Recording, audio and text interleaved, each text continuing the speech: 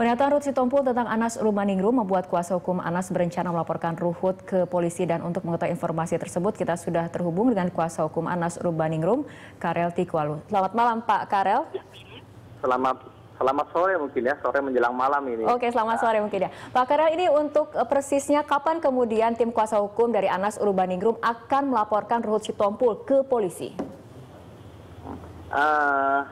Kami tengah merumuskan, ya, tengah mengumpulkan bukti-bukti apa yang saudara Ruhut katakan, bahwa kalau Mas Anas dulu tidak masuk ke Demokrat, maka akan ditahan, pasti ditahan. Nah, itu yang kami ingin perjelas pernyataan Ruhut ini, apa yang membuat dia mengatakan demikian.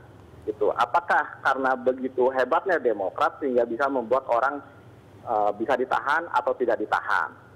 Itu yang kami mau minta, bukti-bukti itu. Kalau dia tidak bisa buktikan, maka itu adalah fitnah. Demikian, Mbak Fitri.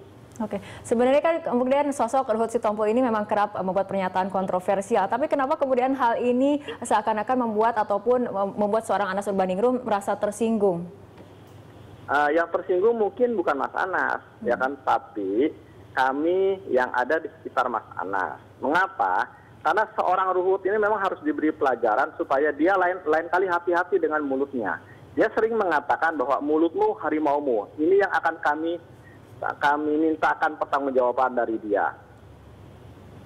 Pak Karel tadi Anda mengatakan bukan Anas Urbaningrum yang tersinggung, tapi orang-orang yang berada di sekitar Anas. Ini artinya sikap Anas Urbaningrum sendiri bagaimana mengenai pernyataan dari Ruhut Sitompul? Kalau sikap Mas Anas, ya itu jelas. Mas Anas merasa tidak pernah melakukan perbuatan-perbuatan yang seperti dituduhkan Ruhut. Bahwa Mas Anas dulu ketika menjadi anggota KPU katanya melakukan tindakan-tindakan yang bisa ditahan. Nah, untuk menyelamatkan dirinya, katanya, itu masuklah anak ini ke Demokrat. Jadi yang kami ingin pertanyakan, seberapa hebatnya Demokrat bisa melakukan intervensi, melakukan tindakan-tindakan seseorang bisa ditahan atau tidak ditahan. Ini yang kami ingin minta buktikan dari seorang Ruhut Sitompul.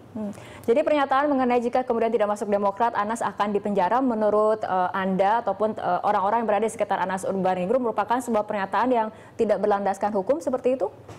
Jelas ya, itu semata-mata tindakan yang menunjukkan seolah-olah Partai Demokrat atau ya petinggi atau orang yang mengaku sebagai pemilik Partai Demokrat itu ada di atas hukum. Oke, terakhir Pak Karel, jadi kapan kemudian persisnya dari kuasa hukum Anas Urbaningrum akan melaporkan Ruhut Sitompul ke polisi? Kami tengah merumuskan itu semua, ya kan. Masalah waktu nanti pada saatnya teman-teman jurnalis akan tahu. Demikian. Baik, Pak Karel Tikwalu, kuasa hukum dari Anas Urbaningrum, terima kasih telah bergabung sama kami dalam Prime Time.